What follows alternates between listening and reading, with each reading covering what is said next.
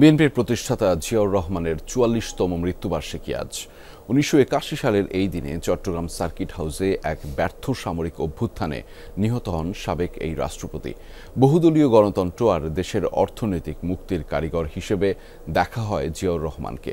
নিজ জন্মস্থান বগুড়ার বাগবাড়ি গ্রামের মানুষের কাছে জিয়া অসাধারণ এক ব্যক্তিত্ব। তাদের মতে সামরিক কর্মকর্তা থেকে জিয়ার জনপ্রিয় রাজনীতিক হয়ে ওঠার পেছনে ছিল দেশপ্রেম আর জনকল্যাণ। জিয়াউর রহমানের জন্মস্থান ঘুরে এসে আরও জানাচ্ছেন সহকর্মী সাইফুদ্দিন রবিন। ক্যামেরায় ছিলেন রুবেল হাসান।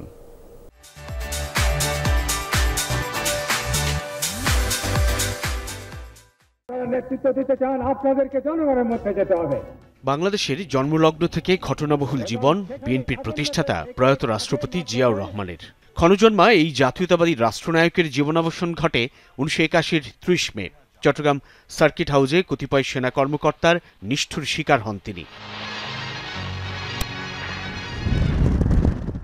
জিয়াউর রহমানের জন্ম ১৯৩৬ সালে বগুড়ার বাগবাড়ির নানা বাড়িতে। বগুড়া শহর থেকে প্রায় ১৩ কিলোমিটার দূরে সেখানে পৌঁছাতে হয় আঁকাবাঁকা পথ ধরে। বাগবাড়ি বাজার থেকে একটু ডানে গেলেই চোখে পড়ে জিয়া বাড়ি। মূল ঘরের সামনে কাচারি ঘর, দোতলা এই ছোট্ট ভবনেই জন্ম থেকে কৈশোর অবধি কাটান জিয়াউর রহমান। অথচ স্মৃতিমাখা এই ভবনে অর্থের কোনো চাকচিক্য চোখে পড়ে না।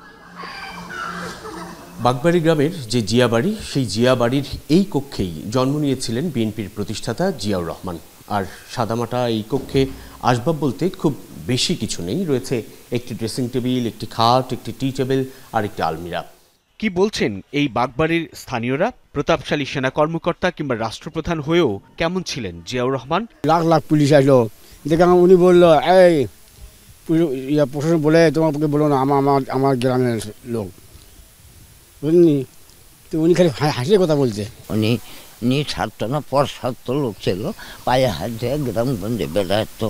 তাই এমন একটা কথা বলছিল, মায়ের কোলে যেমন ছেলে ঘুমায়, এইভাবে এই বাংলাদেশের লোককে আমি ঘুমাবো, বা এইভাবে আমি দেশটা শান্তিতে আনবো।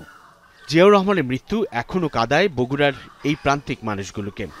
বগুড়ার গাবতলী উপজেলার বাগবাড়ি গ্রাম যেন ঠিক মফস্বল।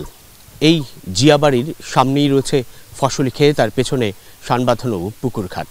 এমন পরিবেশ থেকেই যেন বিএনপির প্রতিষ্ঠাতা জিয়াউর রহমান তার দলের নির্বাচনী প্রতীক রেখেছিলেন ধানের শীষ, কিংবা দেশকে চেয়েছিলেন সুজলা সুফলা শস্য শ্যামলা এক বাংলাদেশ হিসেবে গড়ে তুলতে। যাদের স্মৃতিতে এখনও আছেন বিএনপির প্রতিষ্ঠাতা, তাঁরা স্মরণ করলেন সেই সময়ের কথা।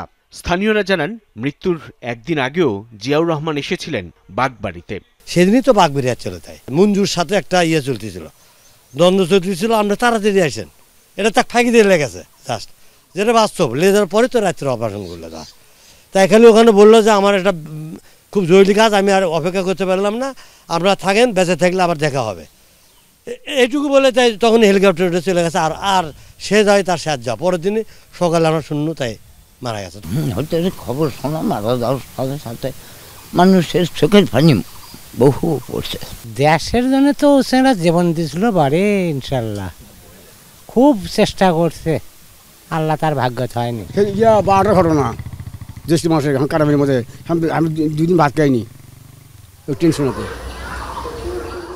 জিয়াকে হত্যার মধ্য দিয়ে গোটা দেশের দারুণ সম্ভাবনাকে হত্যা করা হয়েছে বলে মনে করেন বাগবাড়ির স্থানীয়রা। তারা বলছেন, সেই হত্যাকাণ্ডই পিছিয়ে দেয় বাংলাদেশকে।